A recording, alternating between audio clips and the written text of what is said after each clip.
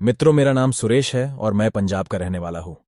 आज मैं आपको मेरे मित्र के साथ घटी एक सच्ची घटना के बारे में बताने जा रहा हूँ। मेरे मित्र का नाम दीपक है और हम बचपन से ही बहुत अच्छे दोस्त हैं और हम एक दूसरे से सारी बात शेयर करते हैं। हम जब कॉलेज में आए थे तब दीपक की सगाई हो गई थी। वो उसकी मंगेतर से, जिसका नाम हिना था, से बहुत प्यार करता था और वो दोनों रात भर मोबाइल पर बातें करते रहते हैं। एक दिन की बात है, उसने मुझे बताया कि वो उसकी मंगेतर से रात को बात कर रहा था। दीपक ने उसकी मंगेतर को मिलने के लिए बोला तो उसकी मंगेतर बदली हुई आवाज में बोली, तू ज्यादा मत बोल वरना तेरे को वहीं दफन कर दूंगी। दीपक एक बार तो ये सुनकर चौंक गया और फिर सोचा वो शायद मजाक कर रही होंगी। फिर दीपक भी उसको मजाक में बोला, क्या कर लेगी तू मेरा, चल देखते हैं। तो वो फिर बोली, आज रात देख तेरे साथ क्या होता है। यह कहकर उसने मोबाइल रख दिया। अगली सुबह जब दीपक मुझसे मिला तो वो अपनी कल रात की बातें बताने लगा। उसने मुझे रात को फोन वाली बात बताई और उस रात उसके साथ जो हुआ वो उसने मुझसे बताया। उसने बताया कि रात को 1-2 बजे के आसपास अचानक उसकी नींद खुली और उसके सामने एक काला लंबी दाढ़ी वाला आदमी बैठा था। वो बोलने लगा, ले आ गया मैं, अब देख तेरे साथ क्या होता हूं। उसने दीपक का गला पकड़े डी लिया।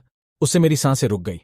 दीपक ने उसी वक्त के सामने अल्लाह का नाम लेते हुए नमाज पढ़ना शुरू कर दिया और वो उसके सामने से गायब हो गया। मुझे उसकी बात सुनकर बड़ा आश्चर्य हुआ कि ऐसे कैसे हो सकता है। उसके अगले दिन दीपक ने फिर अपनी मंगेतर से मोबाइल पर बात की और बोला, कल रात तुम मुझे क्या अनाप शनाप बोल रही थी।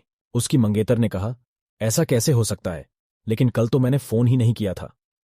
ये सुनकर दीपक के रोंगटे खड़ेढे हो गए और उसने तुरंत फोन काट दिया।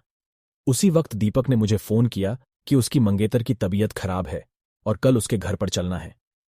अगले दिन हम दोनों तैयार होकर दीपक की मंगेतर के घर गए। वहां हमने दरवाजा खटखटाया तो उसकी मंगेतर सामने खड़ी थी और बदली हुई आदमी की आवाज में बोल रही थी कि तू फिर आ गया ना, तूने अगर अंदर कदम रखा तो यहीं पर तेरी अर्थी निकाल दूंगा। दीपक बोला कि ये क्या बोल रही हो। तू दीपक आगे था और जैसे ही उसने घर में कदम रखा उसकी मंगेतर ने दीवार पर टंगी तस्वीर उतारकर दीपक के सर पर दे मारी। उसके सर से खून बहने लग गया। दीपक के ससुर और सालों ने उसकी मंगेतर को पकड़कर बिठाया। फिर उसके सालों ने दीपक के सर पर पट्टी बांधी। हिना के दादाजी ने बताया कि हिना को जिन्न का साया लग गया है। इस पर दीपक के ससुर ने उन्हें अपना मुंह बंद रखने को कहा। थोड़ी देर रुककर हम वहां से सीधे अस्पताल जाकर ढंग से पट्टी करवाई। उसके अगले ही दिन मुझे दीपक का फोन आया कि हिना की तबीयत बहुत खराब है और वो अस्पताल में भर्ती है। दीपक ने बाइक निकाली और हम दोनों जल्दी अस्पताल पहुंचे।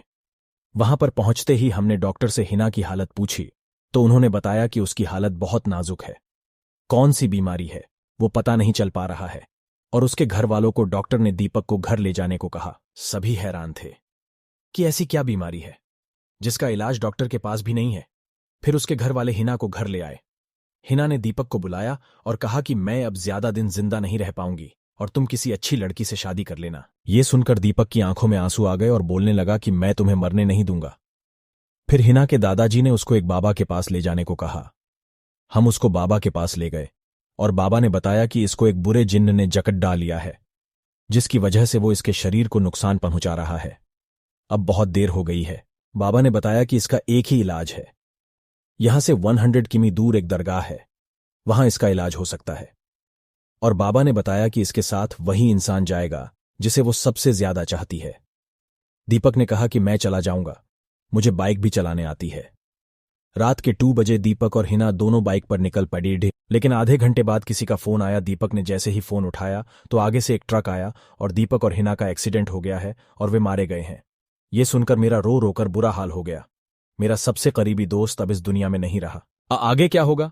क्या वह जिन मर गया या किसी दूसरे के शरीर में चला गया? उस जिन ने हिना को क्यों जकड़ा था, इसका जवाब जानने के लिए इस वीडियो में 50,000 लाइक करवा दीजिए। जैसे ही 50,000 लाइक हो गए इसका पार्ट 2 आ जाएगा। इसके लिए FM स्टोरी इन हिंदी को सब्सक्राइब कर दीजिए। धन्यवाद।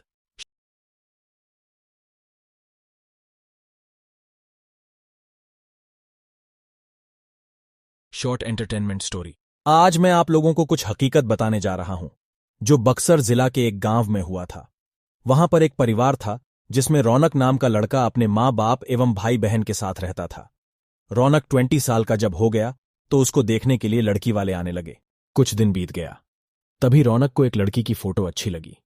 उसने अपनी मां को बोला, मां मैं इसी से शादी करूंगा और बोलता भी क्यों नहीं।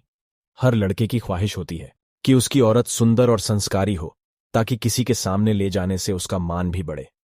उसकी मां ने बोला, ठीक है बेटा, तुम्हारी शादी मैं इसी से करवाऊंगी। और लड़की के पिता को हां बोल दिया। कुछ दिन बाद उसकी शादी का दिन आ गया। वह बहुत खुश था, क्योंकि उसकी हल्दी मेहंदी और संगीत से घर में खुशी छाई हुई थी। सारे मेहमान से उसका घर भर गया था। वह मन ही मन सोच रहा था कि मैं अपनी औरत को बाहर घुमाने ले जाऊंगा और दोस्तों के साथ खूब बातें भी करूंगा कि देखो, मेरी औरत लाखों में एक है। मन ही मन लड्डू फूट रहे थे। और उस दिन उसका इंतजार भी खत्म हो गया, क्योंकि उस दिन उसकी शादी जो हो रही थी, गांव वाले भी धूमधाम से बारात लेकर लड़की के घर पहुंचे और दोनों की शादी भी हो गई। जब सुबह विदाई हुई तो उस समय लड़की को डोली में अकेले ही ससुराल लाया जाता था। 4 कहार डोली को उठाते उठाते थक गए थे। वह बेचारे सोचे कि कहीं पेड़ दिखा तो डोली उसके नीचे रख देंगे, तो थोड़ी देर आराम करके फिर आगे बढ़ेंगे, और आम का पेड़ तभी दिख गया।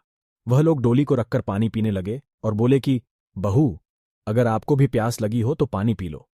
बहू ने कुछ नहीं बोला और चारों की थोड़ी सी आंख लग गई। तभी उस पेड़ की चुड़ैल नीचे उतरी और दुल्हन को मारकर उसके अंदर आ गई और डोली में बैठ गई, क्योंकि दोपहर का समय था। थोड़ी देर बाद वह अपने ससुराल आ गई।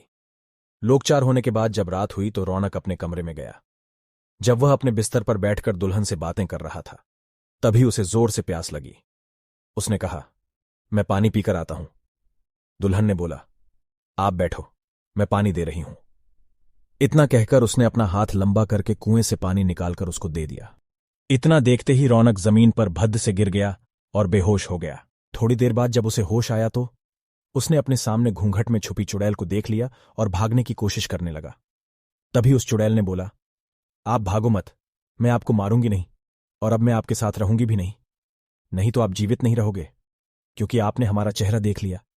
लेकिन यह गांव हमारी ही निगरानी में हमेशा रहेगा, क्योंकि यहां मेरा ससुराल है। और मैं आपको एक बात बताती हूं, जो आप अपने गांव वालों को बता देना कि जिस घर का चूल्हा उत्तर दिशा में होगा, वह सब अपने घर का चूल्हा दक्षिण दिशा में कर लो, तो उनके घर में हमेशा बरकत बनी रहेगी।